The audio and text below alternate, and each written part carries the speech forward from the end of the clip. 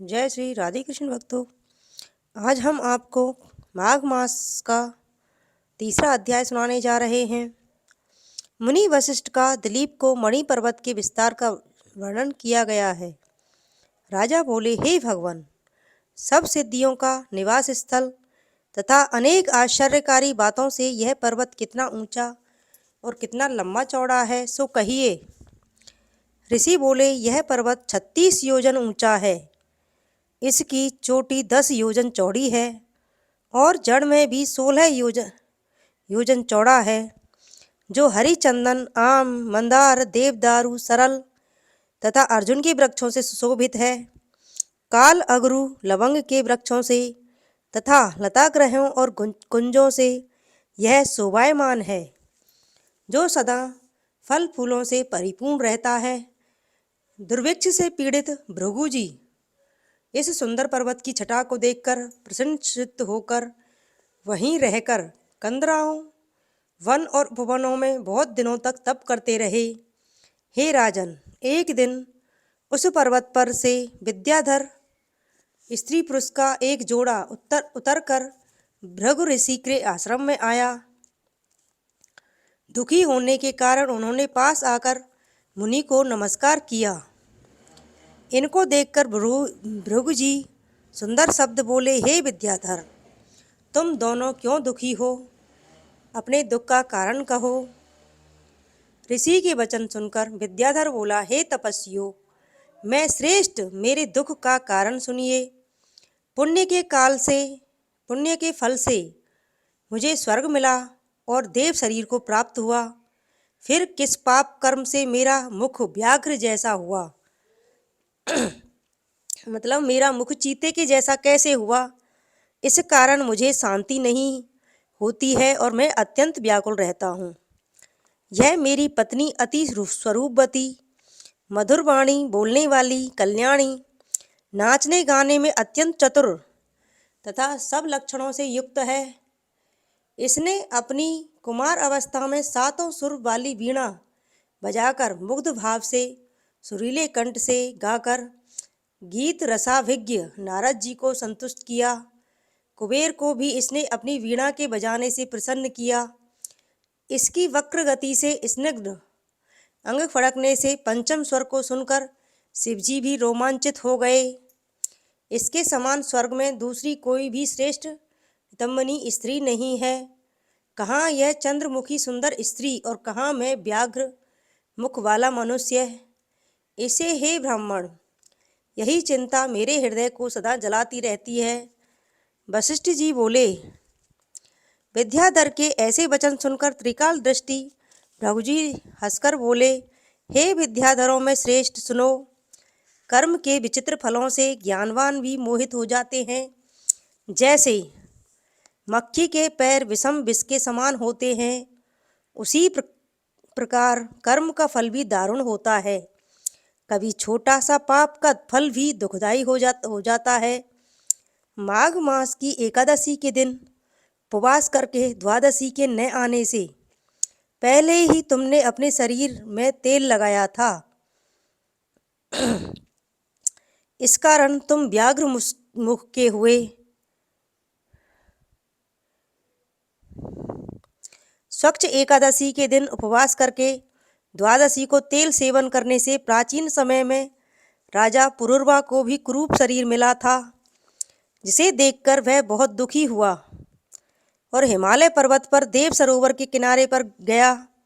वहाँ प्रीतिपूर्वक शुद्ध स्नान कर कुशासन पर बैठ घनश्याम कमल नेत्रों वाले, शंख चक्र गदा पद्म पीतांबर कौस्तुभ मुनि तथा बनमालाधारी श्री हरि भगवान का राजा ने जितेंद्रिय हो हृदय में चिंतन कर 3 मास तक निराहार रहकर दारुण तप किया। 7 जन्मों के तप के बराबर श्री भगवान विष्णु राजा के थोड़े ही चिंतन से प्रसन्न हो गए। माघ की शुक्ल पक्ष की द्वादशी को मकर के सूर्य में भगवान ने प्रसन्न होकर अपने शंख से राजा को पवित्र किया और उसको तेल लगाने की बात याद कराते हुए भगवान ने उसे बहुत ही सुंदर रूप दिया, जिसके रूप को देखकर देव नायिका उर्वशी भी उसे चाहने लगी। इस प्रकार वर पाकर राजा अपने पुर को चला गया। हे विद्याधर, इस तरह की कर्म की गति को जानकर तुम दुखी क्यों होते हो? यदि तुम इस दैत्य रूपी कुरूपता को छुड़ाना चाहते हो तो पुराने पापों को नष्ट करने वाली मणिकूट नदी के पवित्र जल में माघ मास में स्नान करो, जहाँ ऋषि, सिद्ध, देवता इत्यादि निवास करते हैं। मैं तुमको इसकी विधि बतलाता हूँ। तुम्हारे भाग्य से माघ मास आज से 5वें दिन में आएगा। पौष मास की शुक्ल पक्ष की एकादशी से लेकर माघ शुक्ल की एकादशी तक 1 महीना पृथ्वी पर शयन करो और निराहार रहकर त्रिकाल स्नान करो। सब प्रकार के भोगों का त्याग करके और जितेंद्रिय रहकर तीनों समय विष्णु भगवान का पूजन करने से तुम सब पापों से छूट जाओगे। द्वादशी के दिन स्नान करने से पवित्र होने पर मैं द्वादशी के शुभ दिन में आकर अपने तपोबल से तुम्हारा मुख कामदेव के समान सुंदर कर दूंगा। हे विद्याधर, अब तुम इस वरवर्णिनी के साथ सुखपूर्वक क्रीड़ा करो। माघ मास के प्रभाव को जानकर सदा माघ स्नान करो। हे राजेंद्र, इस तरह सर्वज्ञ महात्मा भृगुजी ने विद्याधर को एक गाथा फिर और सुनाई। माघ स्नान से विपत्ति तथा पापों का भी क्षय होता है, जो सब यज्ञों से अधिक है और सब तरह के दान के फल को देता है। हे विद्याधर, यज्ञों के योगों से तीव्र तप से माघ मास अधिक गरजता है।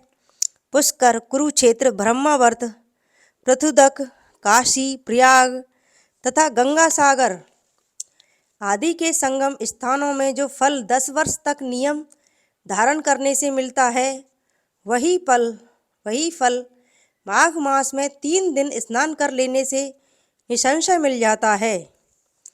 जो चिरकाल तक स्वर्ग में रहना चाहे, वे मकर के सूर्य में कहीं भी जल में स्नान करें। हे राजेंद्र, आयुष्य, आरोग्य, संपत्ति, रूप, कल्याण और गुण प्राप्ति के इच्छुक व्यक्ति को पाप और दरिद्रता से डरने वाले मनुष्य को दरिद्रता, पाप और दुर्भाग्य रूपी कीचड़ को धोने के लिए माघ स्नान से बढ़कर और कोई उपाय नहीं है। माघ स्नान चाहे श्रद्धा अथवा अश्रद्धा से कैसे ही किया जाए, पूरा फल देता है। बिना कामना के या कामना से जहाँ कहीं भी घर के बाहर जल में माघ स्नान करने वाला इस लोक और परलोक में दुख नहीं पाता। महीने के दोनों पक्षों में चंद्रमा के घटने और बढ़ने की तरह पाप नष्ट हो जाते हैं और पुण्य बढ़ते हैं। खान में अनेक प्रकार के रत्न पैदा होने की तरह पुत्र, पौत्र तथा संपत्तियां बढ़ती हैं। जैसे कामधेनु समस्त कामनाओं को और चिंतामणि सब चिंतित फलों को देता है, उसी प्रकार से माघ स्नान सब मनोरथों को अवश्य पूर्ण करता है। जैसे सतयुग में तप करने से तथा त्रेता में यज्ञ करने से जो पूर्ण फल प्राप्त होता है, वही फल द्वापर और कलयुग में माघ स्नान से प्राप्त होता है। हे भूपति, सभी वर्णों तथा सभी आश्रमों को माघ स्नान धर्म की धारा अवश्य बरसाता है।